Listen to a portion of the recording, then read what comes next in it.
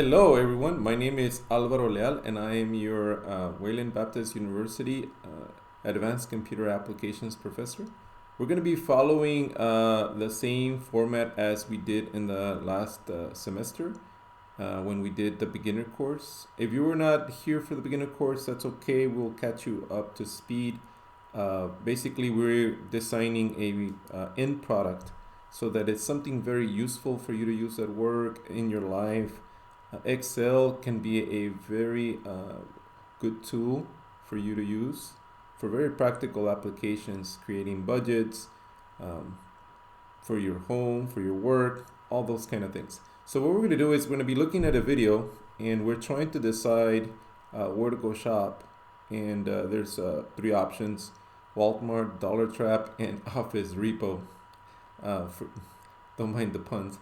But so what you're gonna do is you're gonna fill in the cells, and then you're gonna be putting some formulas to multiply the number of items that you're trying to get and the price in that specific store. And then you're gonna create charts, and you're gonna do one for Susan and one for the other person, the man. I forgot his name right now, but we'll see it in the video.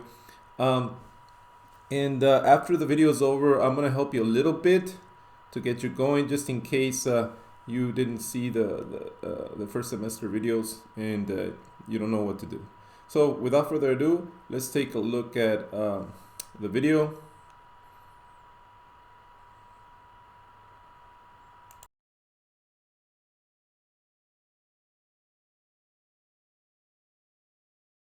In this first Excel problem, we're going to go on a shopping trip.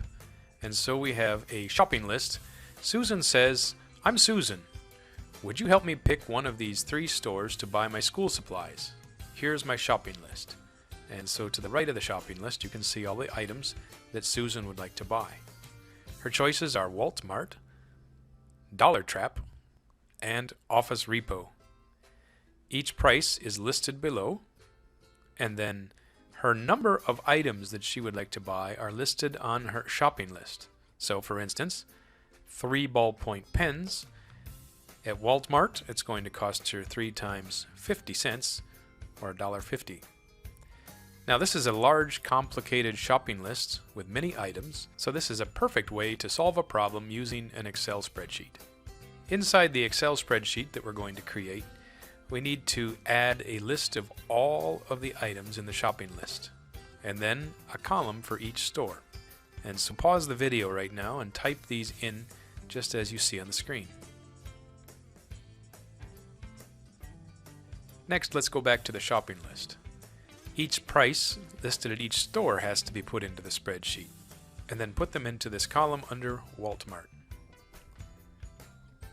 Pause this video until you have the numbers typed in. Now you might say, these look like dollars, so let's make a dollar sign each of them. So in the currency, add a dollar sign. Let's add the prices for Dollar Trap and also for Office Repo. So pause the video until you have all the prices listed for each of the stores.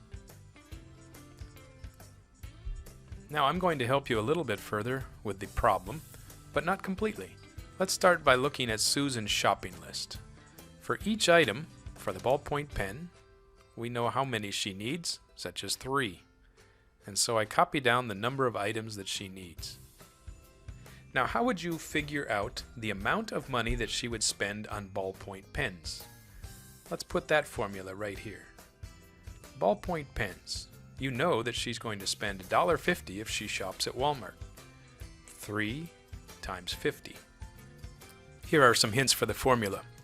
In this square, which is G3, we're going to multiply the quantity times the price. So, enter your formula once you figure that out. After you figure out the first formula, you'll be able to fill down and calculate all the rest of the prices as well. At the very end, let's put in the total, and so you'll know what the total cost is for purchasing supplies at Walmart. Repeat the same process for another column. We're going to figure out the price for the entire shopping list at Dollar Trap, and then we'll figure out the price again at Office Repo. Once you finish, you should have 3 total prices listed down here after you add up all of these numbers. Close. The last thing you'll need to do is put a chart on the graph. And so copy the labels from row 2 down to the bottom, and when you find the totals, like I've mentioned here, you can highlight the entire 2 rows, create your chart, and it will be labeled correctly. Now, for the other fellow, we're going to have to make another chart. So copy everything you get from Susan, and then you could probably move it over to column K or so and paste all of the information. Just change the shopping list so that Tim's list will be shown instead of Susan's. Then you'll be finished. Good luck.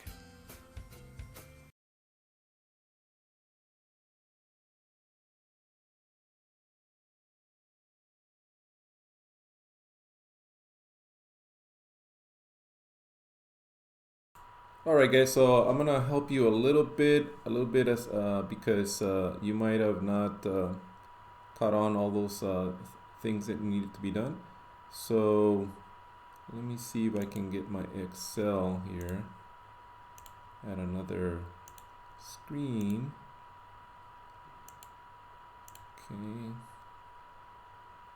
Let me put my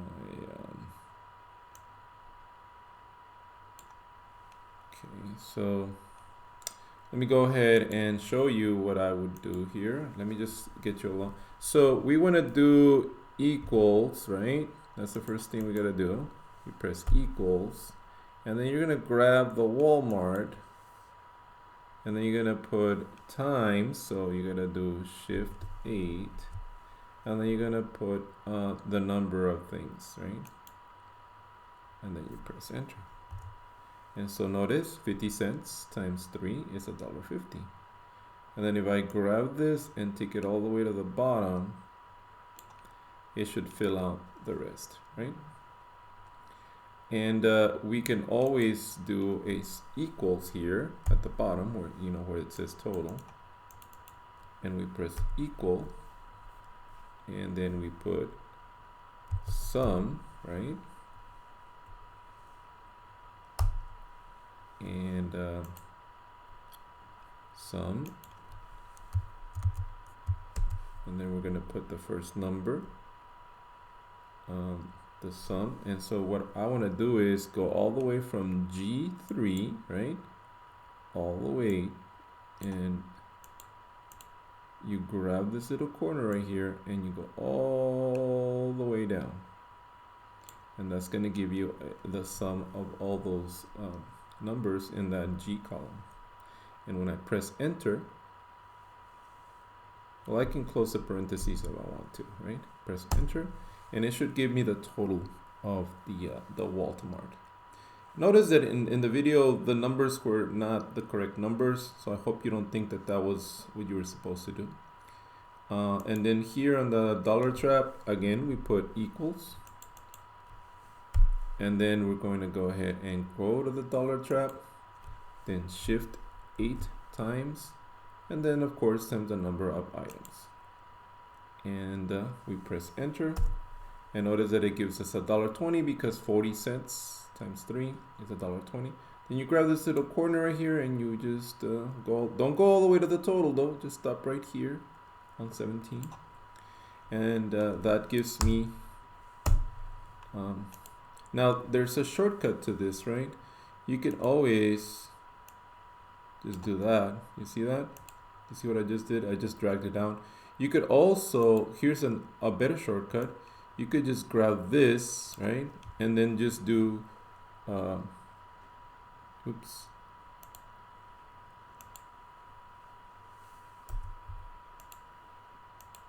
Let's delete that.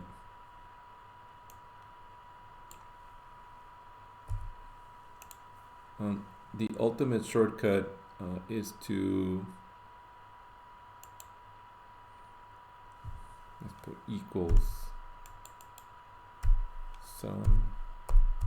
The ultimate shortcut is to just copy and paste, right? As you learned previously.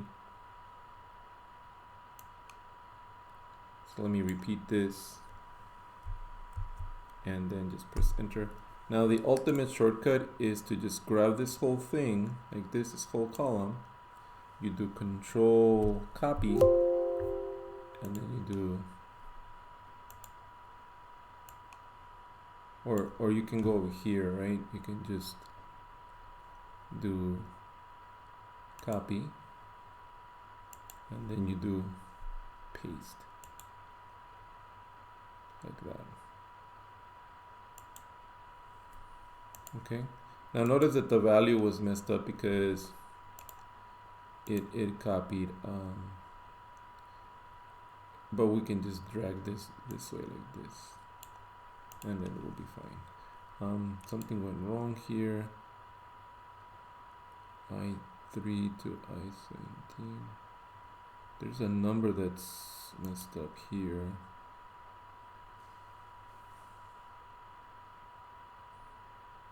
D4 times G4. D4. And it should have been times F, right? Times F4, not G4. I do not know why I put a G there.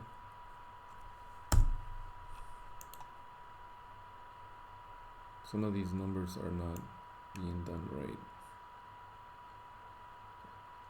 Okay, so I don't know what version I have here, but it's not doing it right. So best thing to do when you run into these scenarios is to just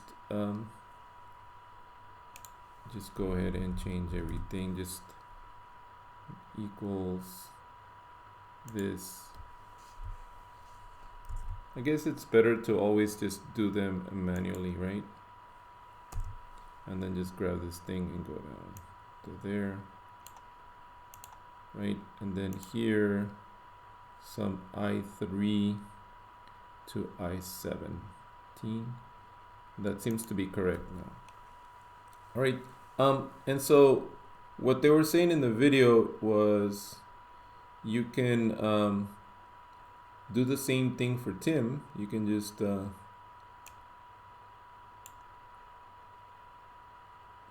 grab these lines right here.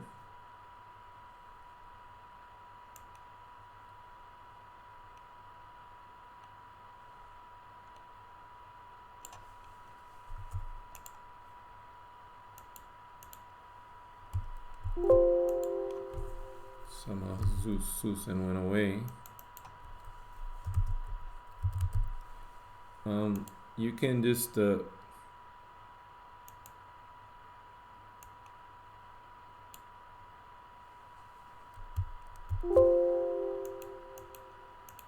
guess this version that I have here is not as sophisticated as the new ones.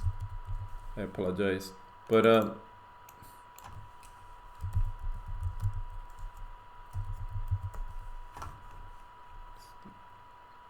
yeah, this is an old version of Excel that I'm using. The new versions are more user-friendly than what's going on with me right now. But what you want to do is you want to highlight the whole thing and do the same thing for Tim. Okay, so you're gonna have this whole area over here starting at K. You're gonna put Tim. Let me just start it off for you. I won't do it all of it for you. You'll have to do the rest on your own. But you're gonna put Tim.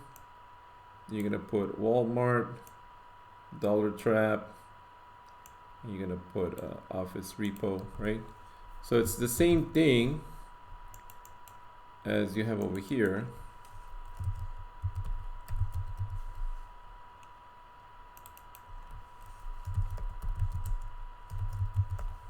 Okay.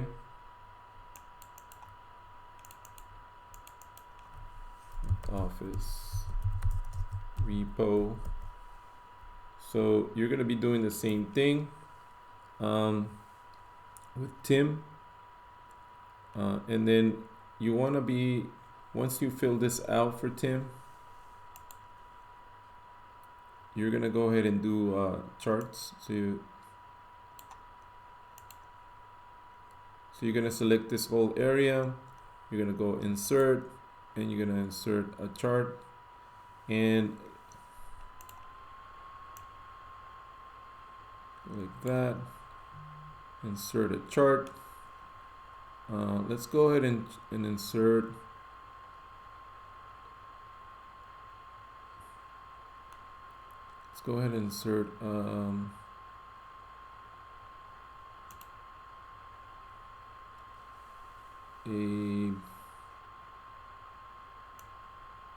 I believe a clustered column would be the best, I guess, or a pie chart.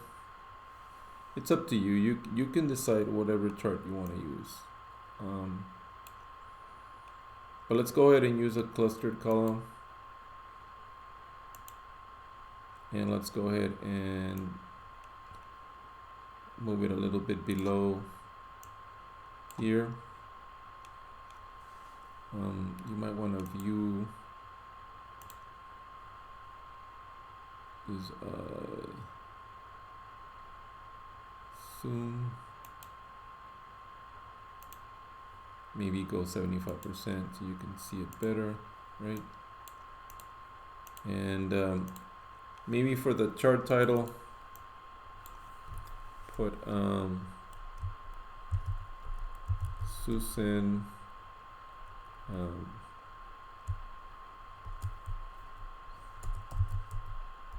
shopping totals, and instead of putting 1, 2, 3, we can always put the Walmart here, put the dollar trap here.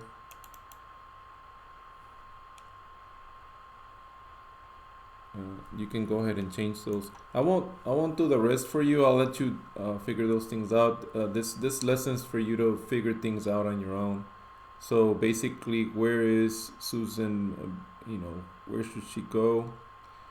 Most of us go to different stores. We like shopping, so we probably go to several stores. But it's understood that she's gonna pick the best store to go to, where she's gonna do the most savings. So in this scenario, she would go to Walmart because it's the best place, right? And go ahead and do the same thing for Tim. And once you're done, submit your Excel spreadsheet to Blackboard, and just make sure that you're not just copying these numbers, but they're actually formulas that when you click on them, I can actually see that it's equals B times F3, and that this is C3 times F3, and so on and so forth. And then this number on the bottom is actually the sum of the whole column, right? I'm going to be checking for that mainly. And then your bar charts, you can change the colors if you want to, right? You can say, well, I want a different color for each one instead of just blues. Be creative. All right. If you have any questions, you can always just text me. Have a wonderful afternoon, and see you on the next one. Bye-bye.